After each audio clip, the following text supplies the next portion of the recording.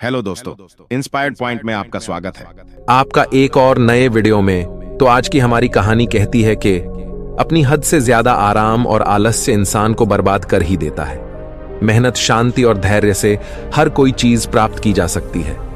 ऐसा गौतम बुद्ध ने कई सालों पहले अपने शिष्यों से क्यों कहा था? इसके पीछे का रहस्य क्या है?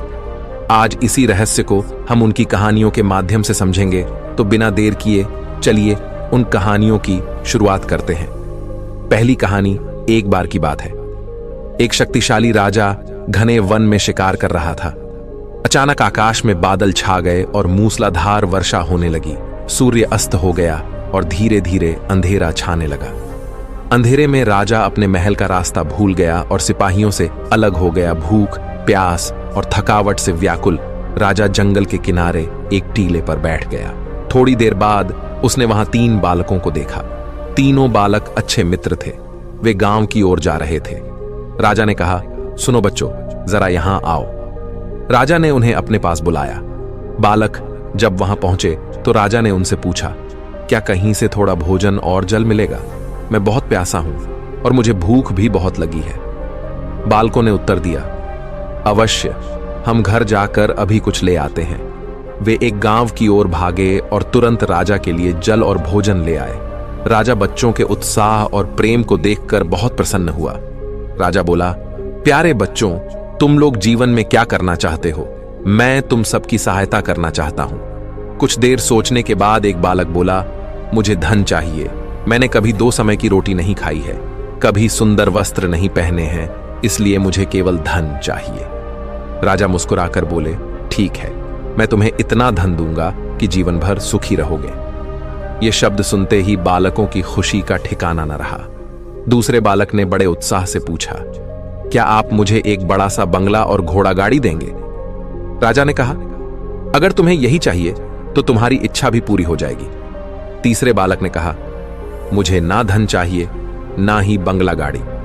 मुझे तो आप ऐसा आशीर्वाद दीजिए जिससे मैं पढ़ लिख कर विद्वान बन सकूं और शिक्षा समाप्त होने पर मैं अपने देश की सेवा कर सकूं। तीसरे बालक की इच्छा सुनकर राजा बहुत प्रभावित हुआ। उसने उसके लिए उत्तम शिक्षा का प्रबंध करवाए। वह परिश्रमी बालक था, इसलिए दिन रात एक करके उसने पढ़ाई की और बहुत बड़ा विद्वान बन गया। और समय आने पर राजा ने उसे अपने राज्य में मंत्री पद पर नियुक्त कर लिया। एक दिन अचानक राजा को वर्षों पहले की उस घटना की याद आई। उन्होंने मंत्री से कहा, वर्षों पहले तुम्हारे साथ जो 2 और बालक थे, अब उनका क्या हाल चाल है? मैं चाहता हूं कि एक बार फिर मैं एक साथ तुम तीनों से मिलूं। अतः तुम कल अपने उन दोनों मित्रों को भोजन पर आमंत्रित कर लो। मंत्री ने उन दोनों को संदेश भेजवा दिया और अगले दिन सभी एक साथ राजा के सामने उपस्थित हो गए। आज तुम तीनों को एक बार फिर साथ देखकर मैं बहुत प्रसन्न हूं। इसके बारे में तो मैं जानता हूं, पर तुम दोनों अपने बारे में बताओ। राजा ने मंत्री के कंधे पर हाथ रखते हुए, जिस बालक ने धन मांगा था, बहुत दुखी होते हैं, बोला, राजा साहब, मैंने उस दिन आपसे धन मांगकर बड़ी गलती की। इतना सारा धन पाकर मैं आलसी बन गया और बहुत सारा धन बेकार की चीजों में खर्च कर दिया। मेरा बहुत सा धन चोरी भी हो गया और कुछ वर्ष में ही मैं वापस उसी स्थिति में पहुंच गया जिसमें आपने मुझे देखा था। बंगला गाड़ी मांगने वाले बालक भी अपना रोना रोने लगा।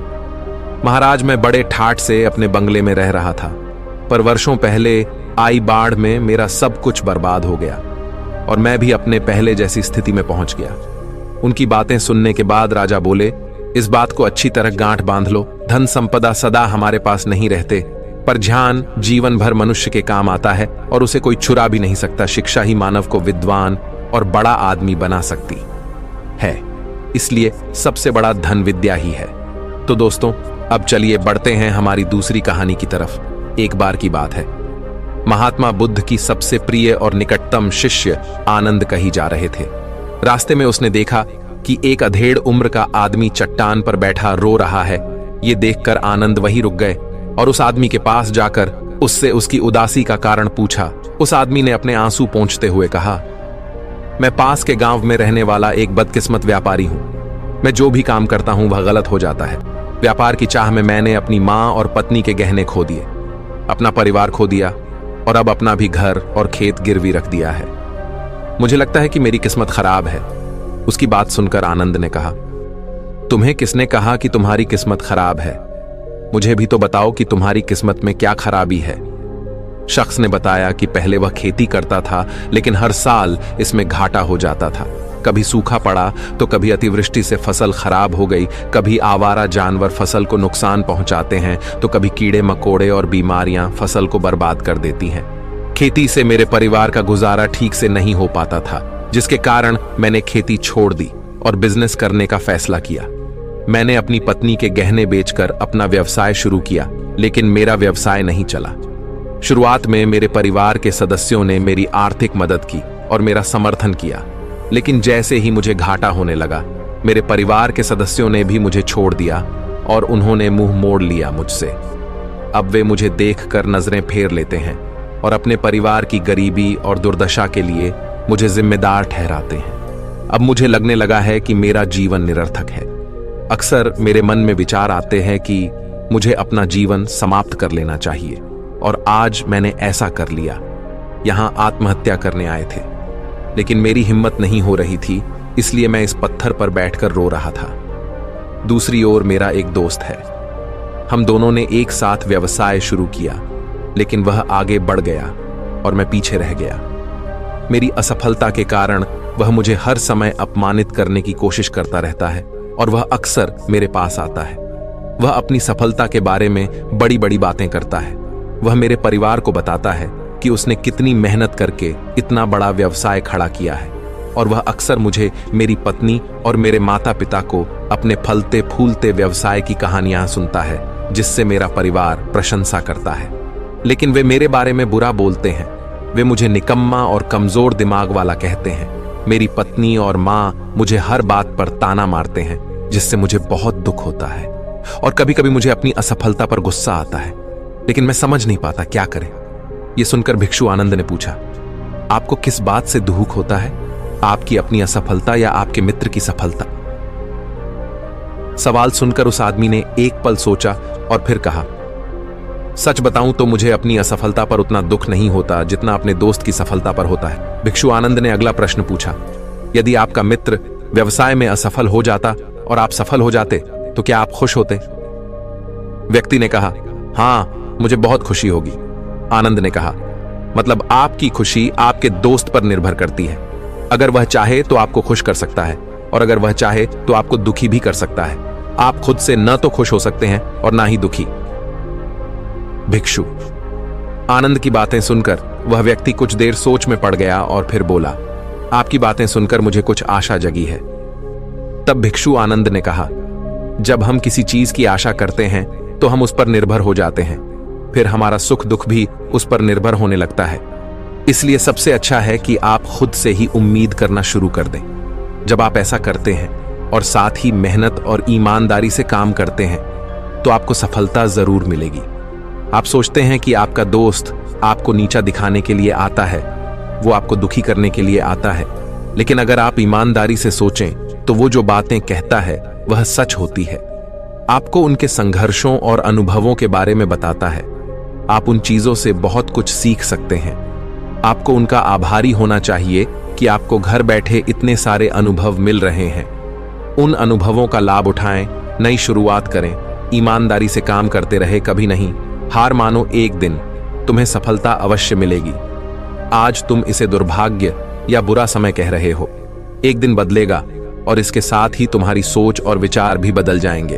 और देखिए, जब आपका अच्छा समय शुरू होगा तो आपके दोस्त भी आपको उसकी सफलता की कहानी नहीं बताएंगे। फिर उससे आपको अपनी असफलताओं और परेशानियों के बारे में बताने दें, ताकि आप उसकी बात सुनकर भ्रमित हो जाएं।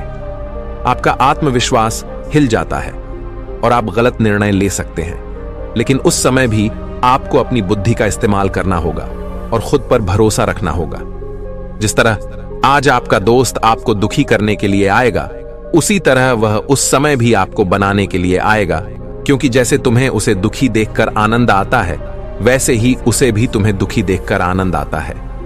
उस व्यक्ति ने कहा, आप सही कह रहे हैं, लेकिन मुझे सबसे बड़ा दुखी यह है कि इसमें मेरे परिवार के लोग भी शामिल हैं। दरअसल मैं अपने परिवार के लिए अच्छा करना चाहता था और उन्हें खुश रखना चाहता था, लेकिन वह मेरी बात भी नहीं समझ रहा है। शब्द और भावनाएं वे मुझे गलत कहते हैं और कुछ समय के लिए वह मेरे साथ भी नहीं है। भिक्षु आनंद ने उस व्यक्ति को समझाया कि हम हमेशा चाहते हैं कि हम जो भी करें लोग उसकी प्रशंसा करें, लेकिन आमतौर पर ऐसा नहीं होता। लोग करते हैं, हमारे प्रयास की सराहना नहीं करते, जिसके कारण हम दुखी हो जाते हैं। हमें लगने लगता है कि हमारे दोस्त, रिश्तेदार और परिवार के सभी सदस्य स्वार्थी हैं। लेकिन अगर आप किसी को अपना परिवार मानते हैं और उनके लिए कुछ करना चाहते हैं तो आप ऐसा क्यों सोचते हैं? आप दूसरों के लिए कुछ कर रहे हैं। वास्तव में आप अपनी खुशी के लिए कुछ कर रहे हैं, क्योंकि उन्हें कुछ करते हुए देखना ही आपको कुछ बनाता है। आप कुछ अगर ऐसा करते समय आप सोचते हैं कि आप दूसरों के लिए कुछ कर रहे हैं तो आप दुखी रहेंगे। लेकिन अगर आप सोचते हैं कि आप ये अपने लिए कर रहे हैं तो आप खुश होंगे, क्योंकि जब हम ऐसा करते हैं या करना चाहते हैं अपने लिए कुछ है तो हमें इसके लिए सांत्वना की आवश्यकता नहीं है। भिक्षु आनंद की ये बातें सुनकर उस व्यक्ति के चेहरे के भाव बिल्कुल बदल गए। उसने कहा, आप ठीक कह रहे हो साधु, लेकिन मैं समझता था कि अब तक मेरी किस्मत खराब थी क्योंकि वह दूसरों के हाथ में थी। लेकिन अब से मैं अपनी किस्मत अपने हाथ में रखूंगा और फिर से प्रयास करूंगा और पूरी ताकत से काम करूंगा, समर्पण और ईमानदारी। और जब तक मुझे सफलता नहीं मिल जाती मैं चैन से नहीं बैठूंगा। ये सुनकर भिक्ष आनंद मुस्कुराए और उन्हें एक छोटी सी डिब्बी देते हुए कहा, इस डिब्बी को हमेशा अपने पास रखना। इसमें एक मंत्र है जो तुम्हें बड़े से बड़े दुख से भी बाहर निकाल देगा, लेकिन इस डिब्बी को तभी खोलना जब तुम्हारे सारे रास्ते बंद हो जाए। बंद है, कोई आशा नहीं है और तुम्हें लगता है कि सब कुछ व्यर्थ है। ये दुनिया व्यर्थ है और यहां रहना भी व्यर्थ है। उस आदमी ने साधु आनंद को धन्यवाद दिया और बक्सा लेकर अपने घर लौट आया। उन्होंने नए उत्साह के साथ अपना व्यवसाय फिर से शुरू किया और इस बार उनका बिजनेस चल निकला, अपनी मेहनत और लगन के दम पर कुछ ही सालों में ये एक बड़े बिजनेसमैन बन गए। उनके साथ उनके परिजन भी आए थे और उसका जीवन अत्यंत सुख, शांति और समृद्धि से बीतने लगा। लेकिन वक्त और किस्मत के खेल को आज तक कोई नहीं समझ पाया है और ना ही कोई समझ पाएगा। यह हमेशा एक जैसा नहीं रहता, ये बदलता रहता है। वे भी व्यक्ति के जीवन में परिवर्तन। जो व्यक्ति जिस राज्य में रहता था उस पर पड़ोसी राज्य के राजा द्वारा आक्रमण कर दिया जाता था। उस हमले और डकैती में उस व्यक्ति का सारा पैसा भी लूट लिया गया, उनकी दुकान और घर जला दिया गया। अपनी जान बचाने के लिए उन्हें अपने परिवार सहित वहां से भागना पड़ा। व्यक्ति कई दिनों तक अपने परिवार के साथ इधर उधर भटकता रहा। वो हर छोटी चीज के लिए मोहताज हो गए। उनका बच्चा बीमार हो गया और इलाज के अभाव में बीमारी से बुरी तरह पीड़ित होने लगा। यह देखकर उसका हृदय चीत्कार करने लगा। उनके पास अपने बेटे का इलाज कराने और अपने परिवार का भरण पोषण करने के लिए पैसे के नाम पर एक सिक्का भी नहीं था। वह अंदर से टूट गया था और निराशा एक बार फिर उस पर हावी हो गई। उसे लगने लगा कि उसका जीवन निरर्थक है, सारा संसार अर्थहीन था। लेकिन तभी अचानक उसे भिक्षुक आनंद द्वारा दी गई डिब्बी की याद आई। उसने बड़ी उत्सुकता से उसे खोला तो डिब्बे के अंदर एक पर्ची मिली। उस पर कुछ लिखा हुआ था। पर्ची पढ़ते ही उसकी आंखों के सामने छाया निराशा का अंधेरा गायब हो गया और वह अचानक मुस्कुरा दिया। पर्ची पर लिखा था कि यह वक्त भी गुजर जाएगा। दोस्तों, ये कहानी हमें सिखाती है कि समय के खेल को समझना संभव है। ये हमेशा बदलता रहता है, इसलिए हमें बुरी परिस्थितियों में निराश नहीं होना चाहिए। आत्मविश्वास बनाए रखना होगा, क्योंकि समय बदलता है। यदि आज बुरा है तो कल निश्चित ही अच्छा होगा। तो दोस्तों, कैसी लगी आपको ये कहानी? आप हमें कमेंट सेक्शन में जरूर बताना और अच्छी लगी हो तो इस चैनल को सब्सक्राइब जरूर कर लेना। तो चलिए मिलते हैं ऐसी ही कोई नई कहानी